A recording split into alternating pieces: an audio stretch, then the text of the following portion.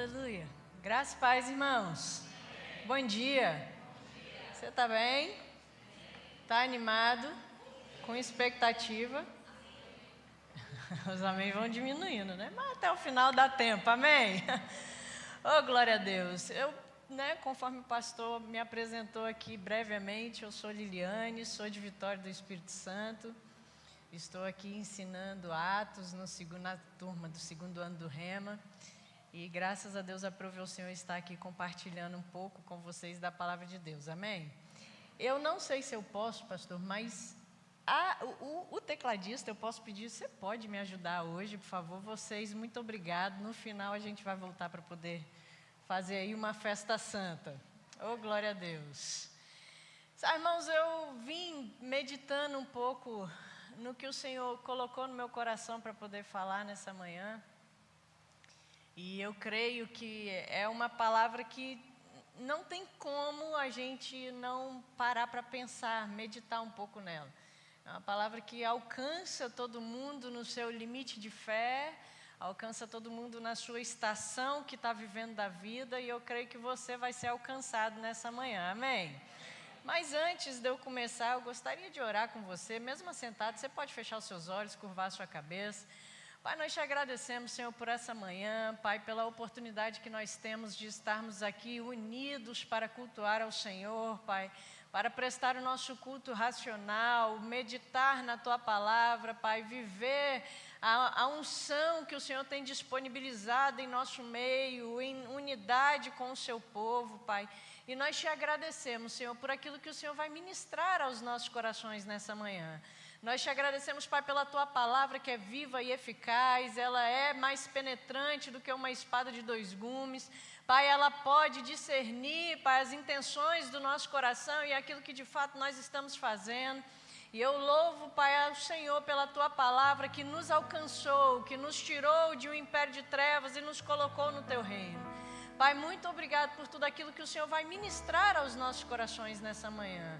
Eu te agradeço, Senhor, porque uma vez que nós nos submetemos à Tua palavra, nós não podemos permanecer mais do mesmo jeito se assim nós quisermos. Mas o Senhor sempre nos leva em aumento, sempre nos conduz em triunfo. Pai, o Senhor sempre nos leva a um bom lugar, juntamente com a Tua palavra. E eu te agradeço, Pai, pela Tua unção que se faz presente, que me capacita a ministrar a Tua palavra e capacita os meus irmãos, Pai, a acolherem com mansidão a palavra que vai ser ministrada nessa manhã para a honra e glória do Seu nome.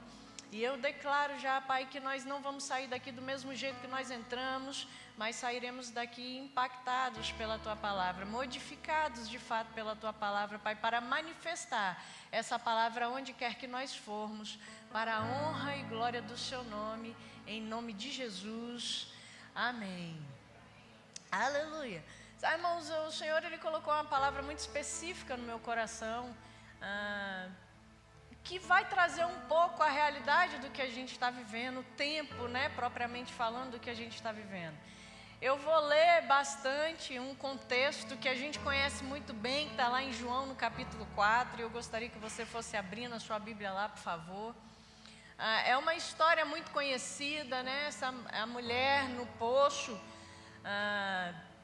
tendo uma conversa com Jesus, e existem diversos pontos aqui que traz para a gente uma meditação do tempo que aquela mulher estava vivendo e, consequentemente, também trazendo isso para a realidade do que nós estamos vivendo hoje.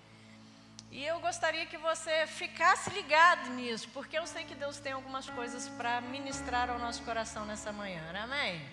Eu vou ler todo o contexto de João. Ao longo da leitura eu vou estar explicando algumas coisas, trazendo algumas coisas que o Senhor tem colocado no meu coração sobre isso. E a gente vai chegar num bom lugar, amém, gente? Oh, glória a Deus. João, no capítulo 4, no versículo 1, diz assim: Quando, pois, o Senhor veio a saber que os fariseus tinham ouvido dizer que ele, Jesus, fazia e batizava mais discípulos que João, se bem que Jesus mesmo não batizava, e sim os seus discípulos, deixou a Judéia, retirando-se outra vez para a Galiléia, e era-lhe necessário atravessar a província de Samaria. Chegou, pois, a uma cidade samaritana chamada Sicar, perto das terras que Jacó dera a seu filho José. E estava ali a fonte de Jacó, cansado da viagem. Assentara-se Jesus junto à fonte por volta da hora sexta. E nisto veio uma mulher samaritana tirar água. E Jesus então vai começar a conversar com essa mulher. Mas antes da gente entrar nesse diálogo, deixa eu te explicar algumas coisas até aqui. Jesus ele está saindo da Judéia, indo para Jerusalém, e ele escolhe passar pelo caminho de Samaria, que era o caminho mais próximo. Ele poderia contornar toda a cidade, mas isso levaria um pouco mais de tempo. E quando a gente vê o contexto, né, de Jesus chegando e passando por Samaria, ele vai chegar diante de um poço do qual ele vai encontrar uma mulher depois. Mas a gente conhece bem a briga que existia entre judeus e samaritanos. Eles não se davam bem, porque Roboão, quando ele assumiu o trono depois de Salomão, ele dividiu, o reino de Jerusalém, já com Salomão começou a ser dividido, e Roboão ainda intensificou ainda mais isso, e ficou dividido entre o reino do norte e o reino do sul. O reino do sul ficou com Jerusalém, que era a capital do reino do sul, com a tribo de Judá, junto com a tribo de Benjamim, ficou mais conhecido pela tribo de Judá, e era onde estava o templo, onde ficaram os judeus. E o reino do norte ficou com todas as outras 10 tribos, e a capital do reino do norte era Samaria. E existia, resumindo a história, existia uma rixa muito grande entre judeus e samaritanos, porque os judeus se consideravam mais puros por não terem se misturado no tempo do período do cativeiro da Babilônia. Eles não se misturaram com as comidas, não se misturaram com os deuses, permaneceram puros, vamos colocar assim.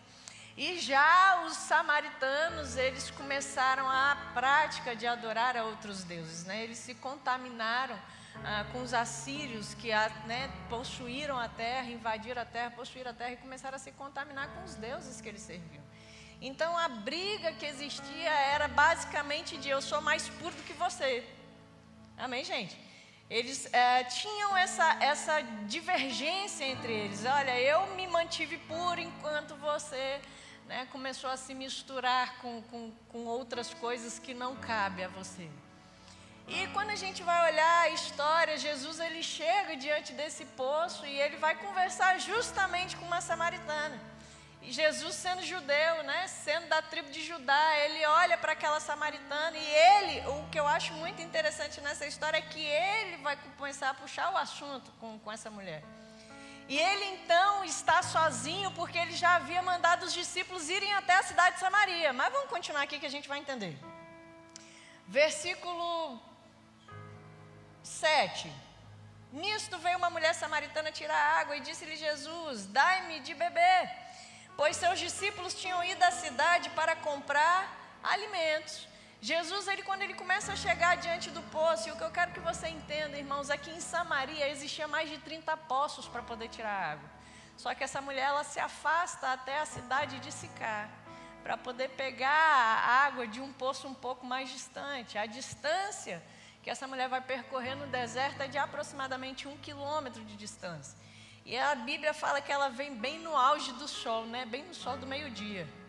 E o que eu acho interessante, irmãos, é que essa mulher, ela vem contra todas as regras, e entenda as regras, que era colocado naquele tempo. Eram as mulheres quem tiravam água do poço, esse trabalho era um trabalho das mulheres, só que normalmente elas faziam isso na primeira hora do dia, logo de manhã cedo, para não precisar aguentar o sol de um deserto.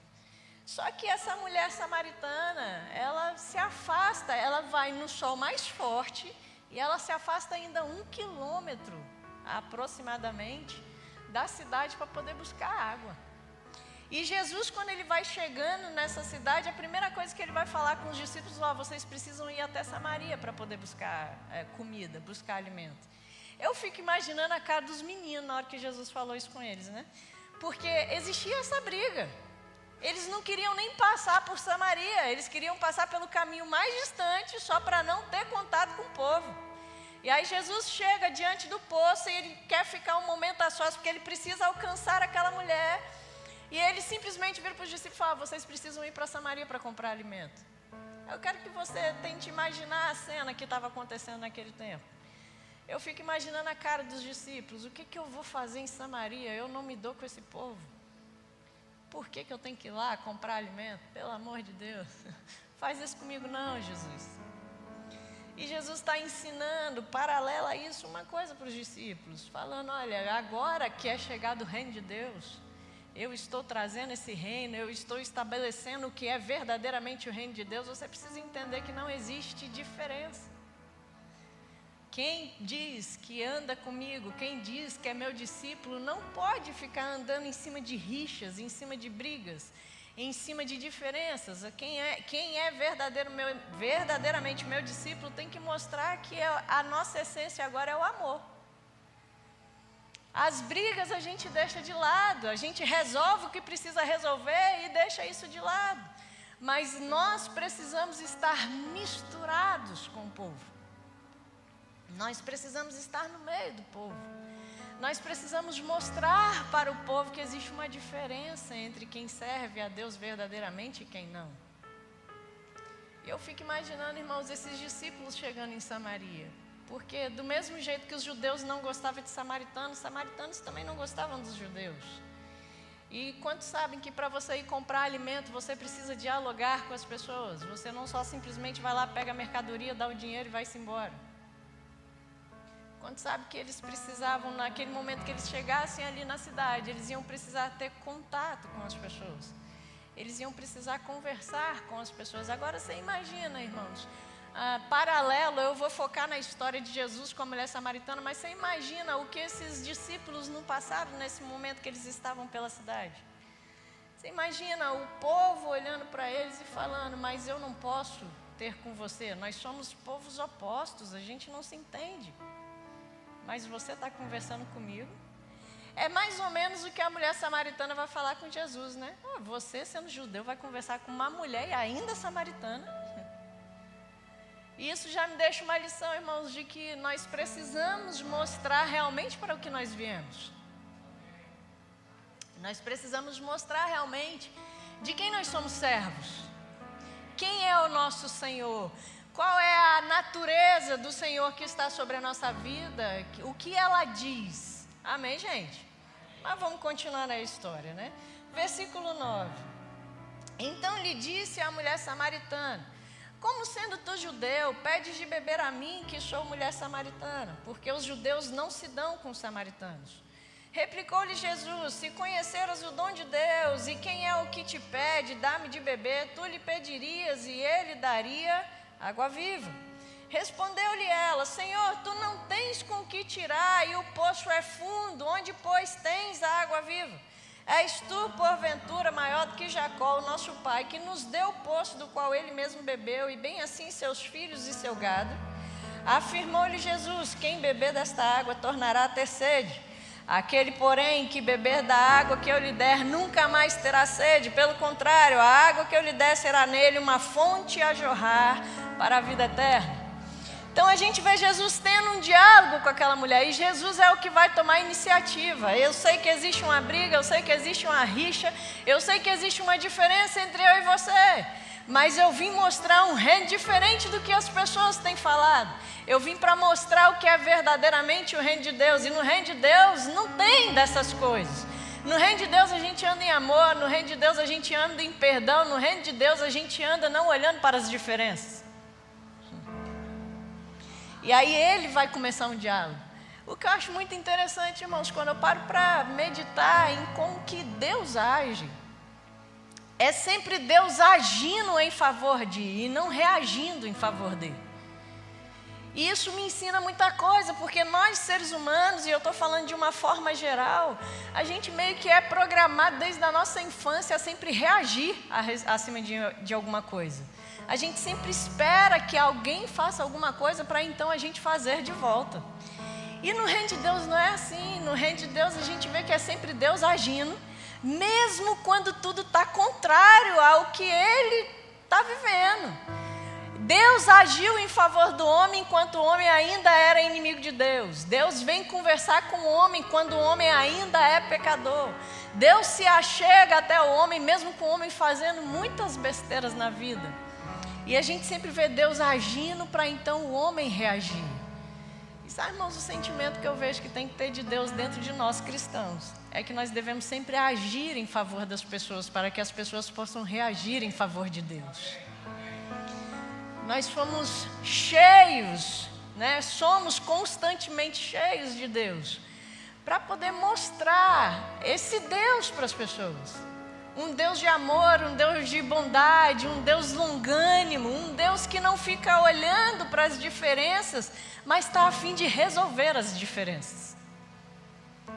Porque não dá tempo da gente ficar investindo tempo em coisas que não cabem mais para nós.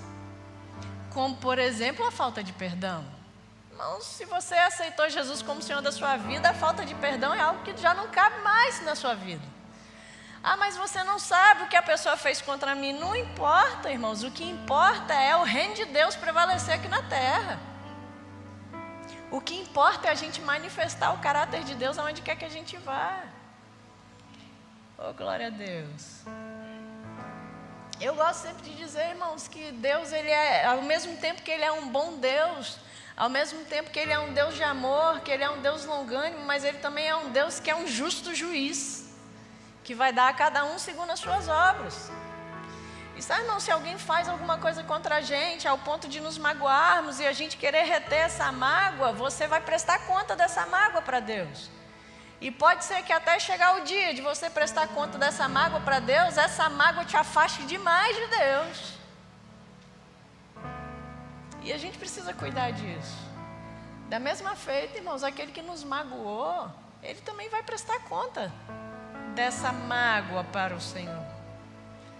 A gente vê muito, né, as pessoas falando que a gente não deve levar em conta a ofensa sofrida, mas a Bíblia também diz que a gente deve cuidar para não ofender. Oh, glória a Deus. E é isso que tem que ter dentro de nós, irmãos, de que do mesmo jeito que eu não tenho que levar em conta a ofensa sofrida, eu também não posso ofender o meu irmão. Eu tenho que cuidar, eu tenho que analisar. Paulo, quando ele vai falar a respeito do que ele recebeu do Senhor, tudo bem que o contexto ele está falando da ceia do Senhor, mas ele vai falar, olha, examine-se o homem a si mesmo. Você tem que se examinar. Você pode às vezes não estar ofendendo, mas você pode estar guardando a ofensa. Você às vezes pode não estar guardando a ofensa, mas você está ofendendo. E nenhuma das duas coisas manifesta Deus. Nenhuma das duas coisas manifesta o caráter de Deus. Porque quando a gente para olhar o que Jesus vai falar para essa mulher, e aqui, irmãos, eu quero que você entenda que o contexto dessa história, Jesus está estabelecendo princípios que até então ele não tinha compartilhado com ninguém. Ele está dizendo, olha, as pessoas que bebem dessa água que vem de um poço, de uma fonte parada, né? Uma água que está ali constantemente parada, uma água que não tem como revolucionar nada na sua vida, só vai saciar uma sede momentânea. Não é a mesma água que eu tenho para você beber no meu reino. Porque aquele que me pede da água viva, essa água vai jorrar para você de uma fonte que vai ser eterna. Não vai ser uma água parada. Ou seja, dentro de você sempre vai ter uma vida fluindo. Dentro de você sempre vai ter um sentimento novo, uma vida nova, algo diferente para você viver todos os dias. E sabe, irmãos, eu quero que você medite um pouco, conforme eu for falando, eu quero que você vá meditando um pouco nas coisas. O que você tem vivido todos os dias em Deus? O que você viveu com Ele há 5, 10 dias atrás é a mesma coisa que você tem vivido hoje? Ou hoje você já está vivendo algo diferente em Deus? Porque se a fonte é uma fonte de água viva a jorrar de dentro de nós, isso quer dizer que todos os dias tem que ter coisa nova. Todos os dias tem que ter algo diferente de Deus para nós. Uma profundidade maior em Deus. Amém, gente? Aí ele continua dizendo, versículo 15, disse-lhe a mulher, Senhor, dá-me dessa água para que eu não mais tenha sede e nem precise vir buscá-la. Eu acho interessante que essa mulher, ela vai aproveitar o momento, né? A princípio ela não queria conversar com Jesus, porque era um judeu conversando com uma samaritana. E já ia contra todas as regras, porque normalmente um homem nunca era pego conversando com uma mulher sozinho. E Jesus simplesmente ele começa o diálogo com essa mulher. Olha, eu quero beber dessa água. Me dá um pouquinho de água aí. Ela, você não tem, né? Você sendo judeu vai vir conversar comigo, sou samaritana. Olha, se você soubesse, né, quem está te pedindo água, você iria pedir água para quem está te pedindo. Ela, não estou vendo nenhum baldinho na sua mão, como é que você vai tirar água do poço? O poço é fundo. E Jesus vai dizer para ela, mas se você soubesse da água que eu estou oferecendo, uma água que jamais você terá sede de novo, você estaria me pedindo dessa água. Aí ela já bem rapidinho, né, pois Senhor, me dá dessa água aí, porque eu não quero voltar para buscar água mais não. Eu não quero ter esse trabalho mais não, de sair no sol escaldante para poder buscar água. E aí Jesus vai responder para ela, no versículo 16. Disse-lhe Jesus, vai e chama o seu marido e vem cá. Ao que lhe respondeu a mulher, eu não tenho marido. E replicou-lhe Jesus, bem disseste, não tenho marido, porque 5 maridos já tiveste, e esse que agora tens não é teu marido. Isso disseste com verdade. Senhor, disse-lhe a mulher, vejo que tu és profeta. Pensa, irmãos, pensa na cabeça dessa mulher. Essa mulher está lá, né? Ah, pois então eu quero essa água aí que você está falando, que eu não vou ter sede mais, que eu não quero ter o trabalho de vir aqui buscar água ao meio-dia, né? Num sol escaldante, carregando peso. Eu não quero ter mais esse trabalho para fazer. E aí Jesus vira para ela e fala, vai lá buscar teu marido que eu vou te dar dessa água. Ela, eu não tenho marido. Pois disse bem, você já teve 5 e esse que está com você nem seu marido é.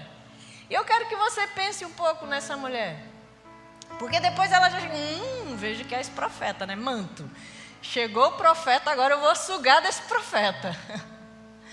Mas eu quero que você pense, talvez não seja por esse estilo de vida que essa mulher vivia, que ela se afastava de todo mundo para poder ir buscar água. Num sol de meio-dia no deserto, que irmãos, uma coisa é o nosso sol de meio-dia, outra coisa é o sol de meio-dia do deserto. Às vezes no nosso sol a gente já fica, meu Deus do céu, que sol quente. Agora eu quero que você imagine esse sol no deserto. Não tem uma sombra.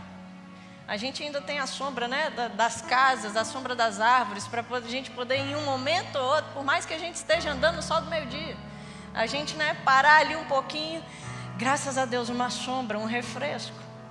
Mas no deserto tem isso não. E essa mulher anda 1 quilômetro de distância debaixo do sol quente. E eu fico me perguntando, será que essa mulher, ela andava esse quilômetro todo? Por causa do estilo de vida que ela vivia? Pela vergonha que talvez ela tinha por aquilo que ela vivia? 5 maridos já teve. E o que estava com ela nem marido era. Será que o povo, as mulheres daquela cidade, não discriminaram essa mulher quando ela foi buscar água no meio de todo mundo por causa do estilo de vida dela? Será que não era vergonha daquilo que ela vivia, daquilo que ela sentia, daquilo que ela passava, que não fazia ela buscar água num horário diferente?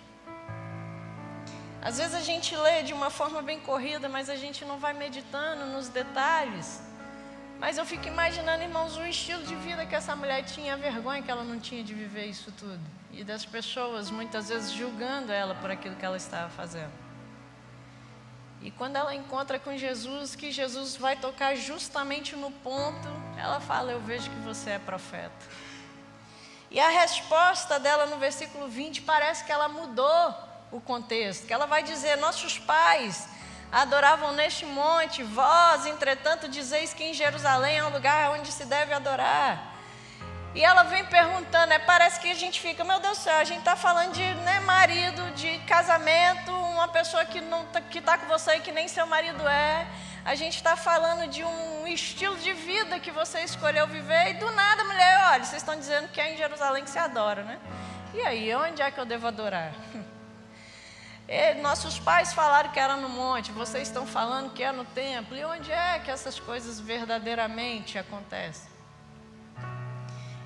E a gente parece que essa mulher mudou de assunto, mas essa mulher, o que ela está querendo dizer aqui, irmãos, dentro do contexto, do tempo que ela estava vivendo era que a verdadeira adoração consistia em oferecer sacrifícios a Deus.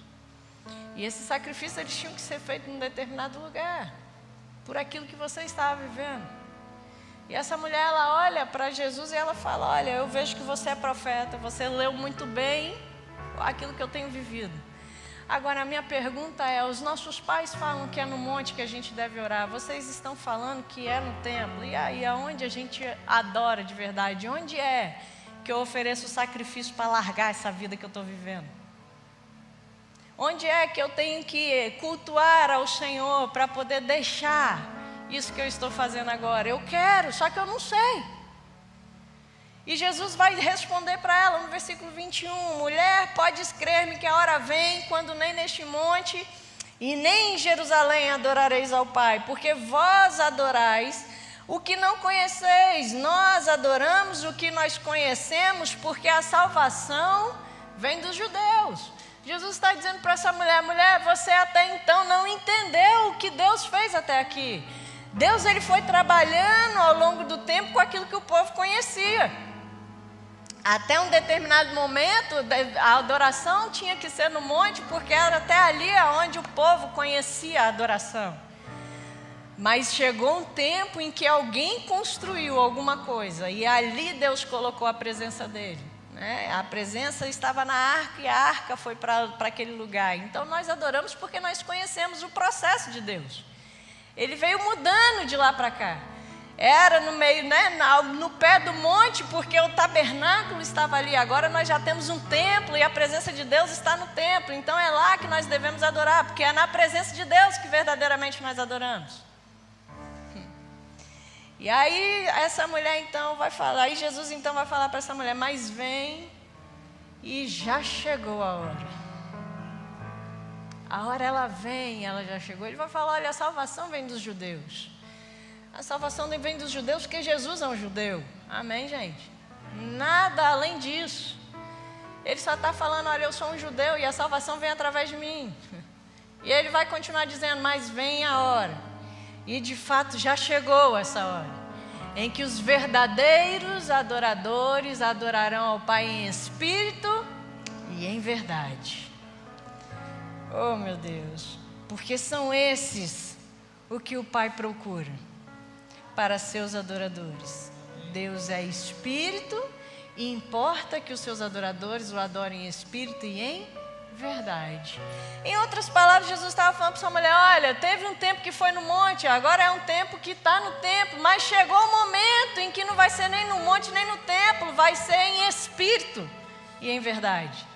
Agora, o que eu acho interessante é que Jesus, quando ele vai falar para ela sobre a mudança da adoração, ele vai dizer: olha, vocês adoram o que vocês não conhecem, nós adoramos o que nós conhecemos.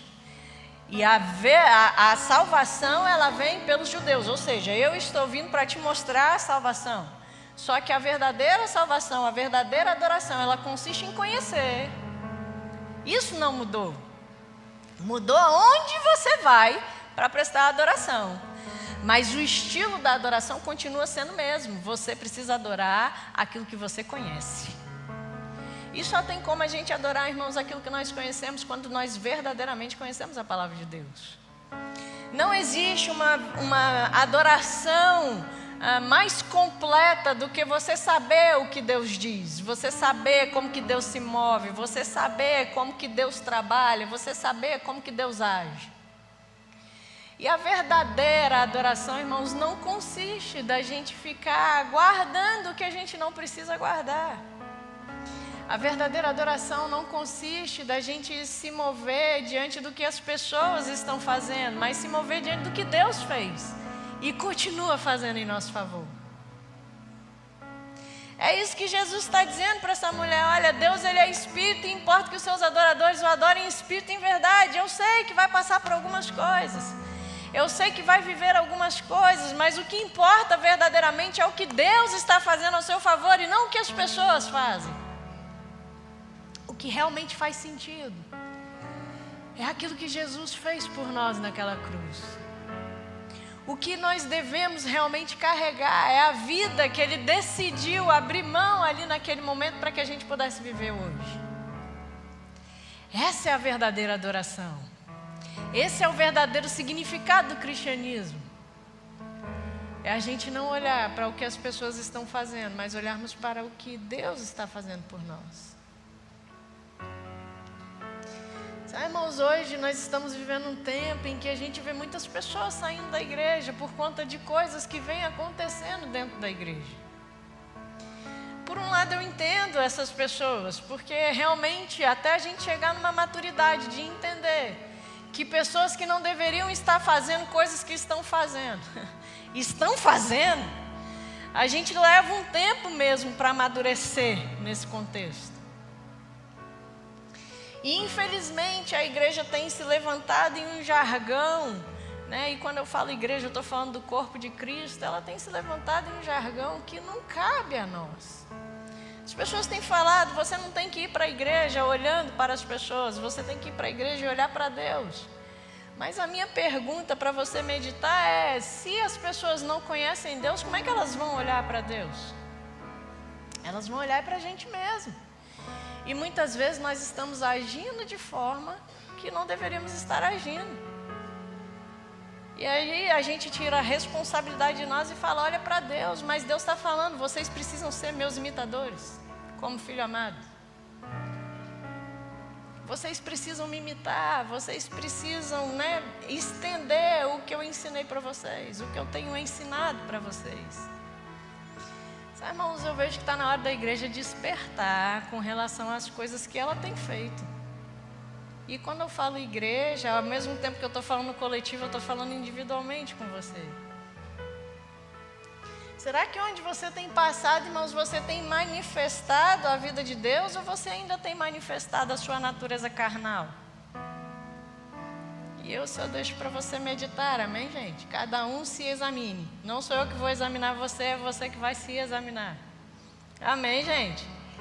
Olha só, ele continua dizendo, quando Deus vai falar, quando Jesus ele vai falar com essa mulher, olha, os verdadeiros adoradores adoram, né? Em espírito e em verdade, porque Deus é espírito e é esses os adoradores que ele procura. A mulher vai responder, eu sei. Versículo 25. Eu sei que há de vir o Messias, chamado Cristo, e quando ele vier, ele vai anunciar todas essas coisas. E Jesus vai dizer para essa mulher, presta atenção, irmãos, que a primeira revelação de Jesus a respeito de quem ele é, não foi para um judeu, não foi para os meninos que estavam andando junto com ele o tempo inteiro, mas foi para uma mulher samaritana do qual existia oposição entre eles. E ele vai falar, eu sou esse Messias. A primeira revelação de eu sou o Cristo, eu sou o Messias, eu sou o que veio para anunciar todas essas coisas. Não foi para aquele que Jesus estava andando o tempo inteiro, mas foi supostamente para aquele que era inimigo dele. Meu Deus do céu. Isso me ensina tanta coisa, irmãos, sobre o caráter de Deus. É claro que a verdadeira sabedoria está reservada para os justos, está reservada para os filhos de Deus. Mas sabe, Deus ele não está olhando a quem, Ele quer se manifestar para todo mundo. A gente que faz distinção, a gente que faz separação, Ele quer alcançar todo mundo. Amém, gente? Aí Jesus ele vai dizer, eu sou o que fala contigo. Versículo 27, nesse ponto chegaram os seus discípulos e se admiraram que ele estivesse falando com uma mulher e todavia nenhum lhe disse, que perguntas ou por que falas com ela? E quando a mulher deixou o seu cântaro, foi à cidade e disse àqueles homens, vinde comigo e vede um homem que me disse tudo quanto eu tenho feito, será porventura o Cristo? Presta atenção, irmãos, a mulher saiu meio-dia para poder buscar água, saiu com seu vasinho de água e provavelmente para poder ser água para o dia inteiro. A gente não está falando de um vasinho muito pequeno, a gente está falando de um vaso que iria caber uma boa quantidade de água. Ela sai com aquele vaso pesado, no sol do meio-dia para poder buscar água, separar de todo mundo por causa do estilo de vida que ela tinha. Só que quando Jesus vai encontrar com ela, ela larga esse vaso e volta para a cidade sem água. Porque já existe uma água diferente jorrando. E quando ela chega na cidade, irmãos, uma mulher que se afastava de todo mundo para não ter que conversar com as pessoas. Uma mulher que decidia, ir num horário totalmente diferente para não precisar ter contato com as pessoas. Ela simplesmente chega na cidade procurando as pessoas. Falando, ei, um homem falou comigo. Ele falou tudo que eu estou passando, ele falou tudo que eu estou vivendo, ele falou a respeito da minha vida, acaso não é ele o Cristo? E o interessante é que no versículo 30, ele vai dizer que saíram, pois, da cidade e vieram ter com ele. O povo saiu da cidade, irmãos, isso aí a gente pode colocar, sei lá, eu não sei quanto tempo durou essa conversa, mas vamos lá colocar aí que levou 1h da tarde, o sol ainda está bem quente. Que seja 2h da tarde, o sol ainda está bem quente. E o povo vendo uma mulher que antes era excluída da sociedade, por causa do estilo de vida que ela vivia, que chega na cidade sem nem saber o que tinha acontecido antes. Ela chega na cidade e começa, ei, eu conversei com um homem que falou a respeito da minha vida, acaso não é ele o Cristo? Ei, eu conversei com um homem que falou sobre a minha vida, acaso não é ele o Messias, que tanto estamos esperando? E o povo olha para aquela mulher e o povo decide largar tudo que está fazendo, para poder ir até o poço ver esse homem, se era de fato o Messias. Agora, o que eu quero que você entenda aqui, irmãos, é que era uma mulher que era excluída pela sociedade. De repente, a sociedade parou para dar ouvido a essa mulher. E sabe o que isso me mostra? Que existia uma diferença naquela mulher que fez com que as pessoas parassem o que estavam fazendo, pensassem no que ela estava dizendo e agissem em cima do que ela estava falando. Em outras palavras, irmãos, isso me mostra que a nossa vida, ela tem muito para dizer sem a gente precisar abrir a boca. Porque uma mudança de vida em Cristo faz com que as pessoas olhem e falem, existe algo diferente que eu preciso ver o que é. Eu preciso entender qual é a diferença. Não se engane, irmãos, eu sei que nós estamos vivendo um tempo em que as coisas estão complicadas mesmo. Os homens são muito amantes de si mesmo. Mas todo amante de si mesmo está agindo assim porque tem buscado preencher um espaço que só Deus pode ocupar. E a igreja está vivendo um momento que ao invés de falar, olha, eu tenho esse Deus para oferecer, e as minhas atitudes vão manifestar esse Deus, a igreja, ao contrário disso, está falando, olhe para Deus, mas não olhe para mim. Faça o que eu digo, mas não faça o que eu faço. Quando deveria ser, irmãos, faça o que eu digo e o que eu faço também. Verdadeiramente mostrando a vida em Deus. Mostrando o caráter de Deus, mostrando o Deus a qual nós servimos, um Deus que é justo, um Deus que é bondoso, um Deus que é amoroso, um Deus que é alegre, que é divertido, um Deus que tem prazer em ver o avanço dos seus filhos, em ver seus filhos crescendo, um Deus que não se inveja do que as pessoas estão vivendo, mas, celebra a vitória verdadeiramente dos seus filhos. Será, irmãos, que nós, como filhos de Deus, estamos realmente manifestando essas coisas? Ou será que quando a gente vê as pessoas avançando e a gente, pelas nossas escolhas, ficando parado, a gente está, ao invés de celebrando a vitória do nosso irmão, a conquista do nosso irmão, e eu estou falando celebrar mesmo, não é falar da boca para fora. Será que é isso que a gente tem manifestado? Será que a gente tem olhado para as pessoas com misericórdia, ou será que a gente tem sido implacável com as pessoas? Será que quando as pessoas erram, quando as pessoas tropeçam, a nossa primeira atitude é querer encobrir pelo amor esses pecados, ou será que é querer pela fofoca espalhar esse pecado? Tem tantas coisas, irmãos, e é um tipo de coisa que eu paro para analisar. Jesus, toda vez que ele ia conversar com alguém, ele fazia a pessoa examinar a sua vida, se ela estava verdadeiramente vivendo o que ela precisava viver, ou se ela estava precisando de um socorro maior. Oh, glória a Deus. Irmãos, isso é uma manhã de autoanálise. É uma manhã da gente parar de olhar no retrovisor e jogar para o irmão e começar a se encontrar mesmo onde nós estamos. Sabe, irmãos, ninguém é tão bom e ninguém cresceu tanto que não tenha nada para melhorar. Nós sempre temos coisas para avançar em Deus.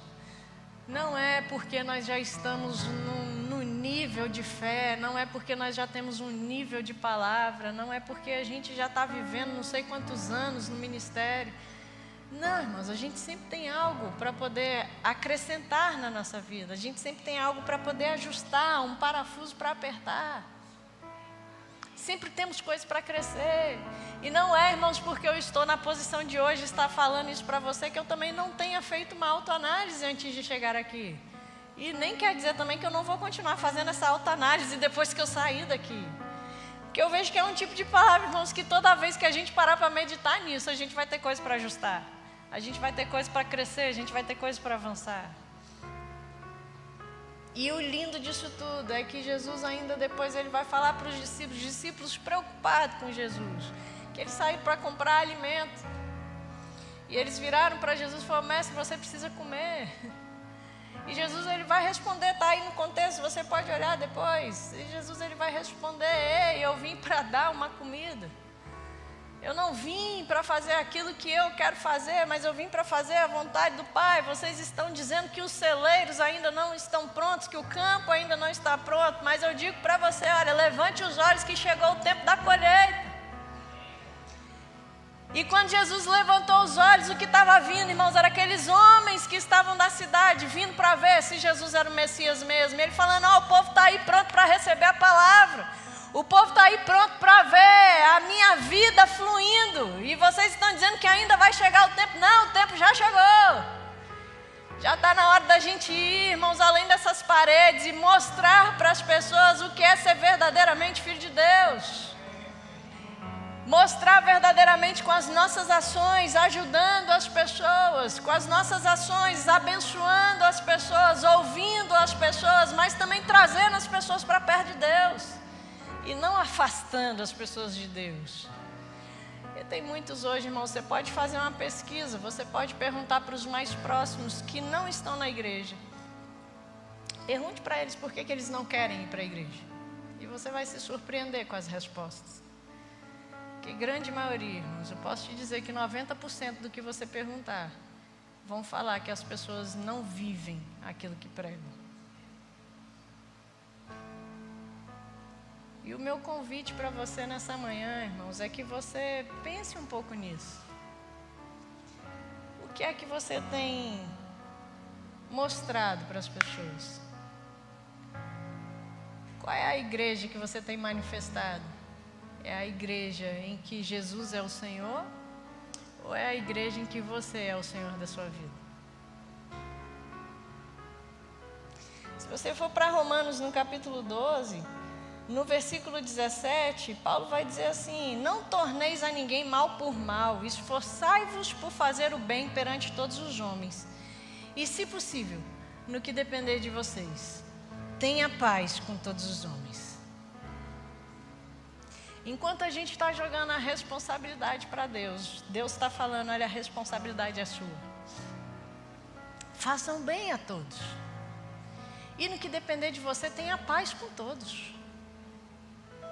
Em outras palavras, o que ele está dizendo, não depende do que a pessoa fez com você para você andar em paz ou não. Depende de você decidir se você quer viver em paz ou não.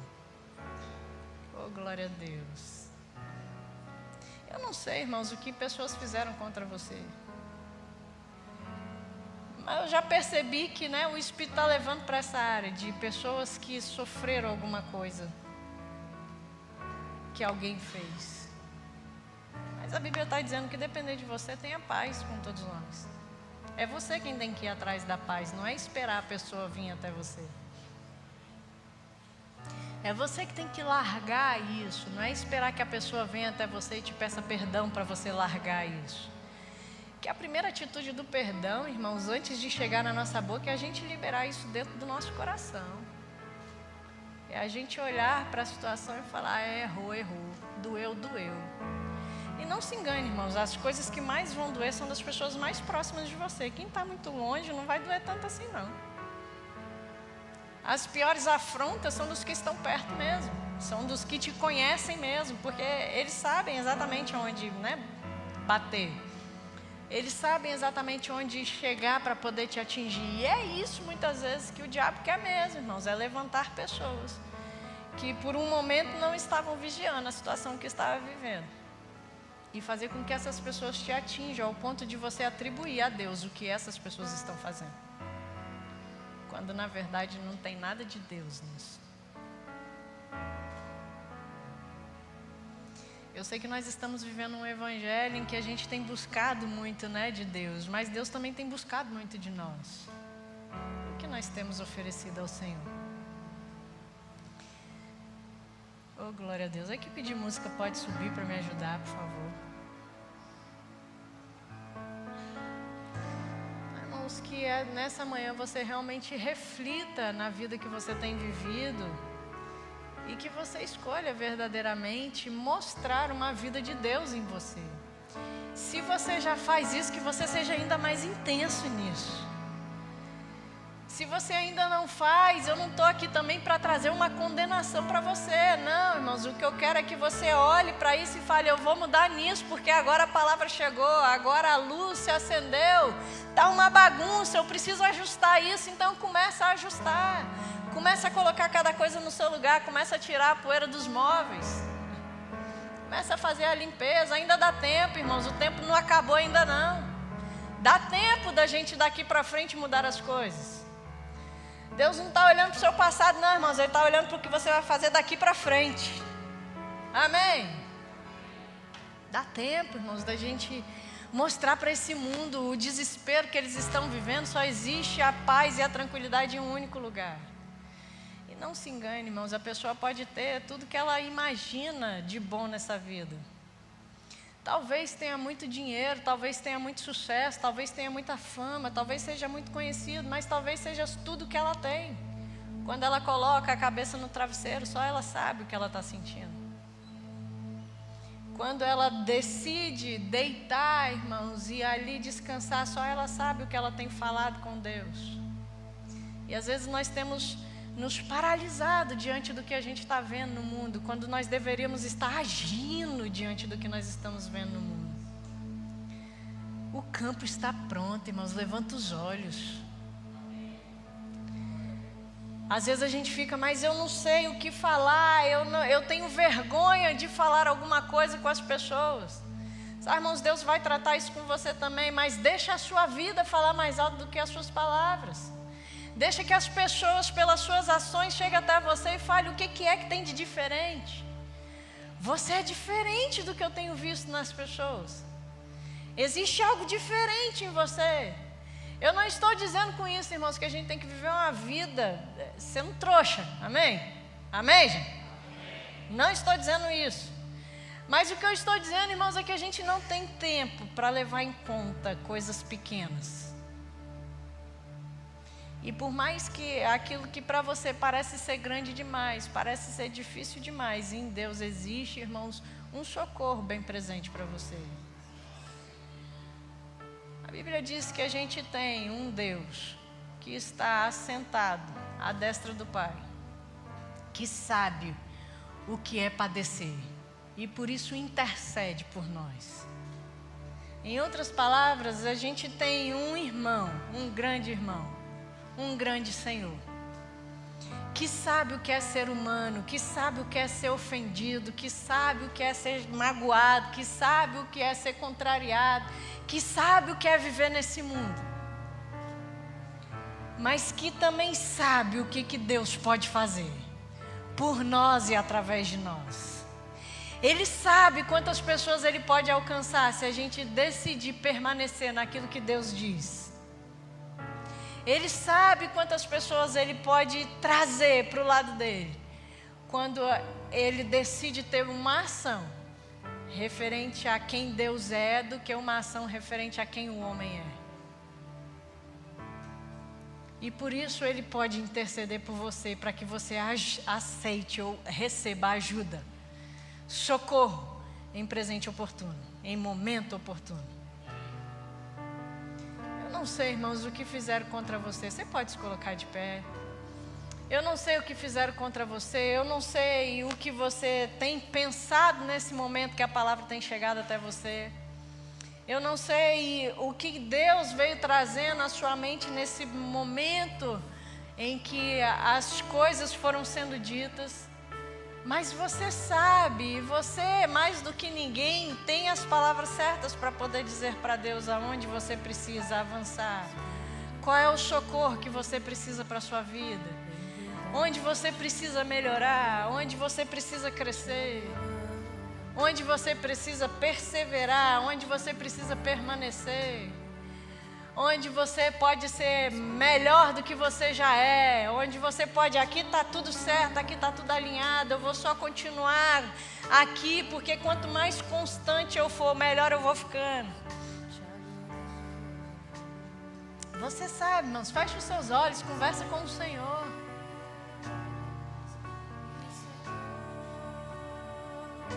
A equipe de música vai te ajudando nesse tempo. Mas sai, irmão, se desliga da pessoa que está aí perto de você. Esse é o seu momento com Deus. Ah, mas Liliane, o que vão pensar de mim? Não importa o que vão pensar de você. O que importa é o que Deus pensa. E se tem uma coisa que Deus não rejeita, é um coração contrito e quebrantado. Sai, irmão, se consagre agora ao Senhor. Deixa a unção, irmãos, te alcançar aí.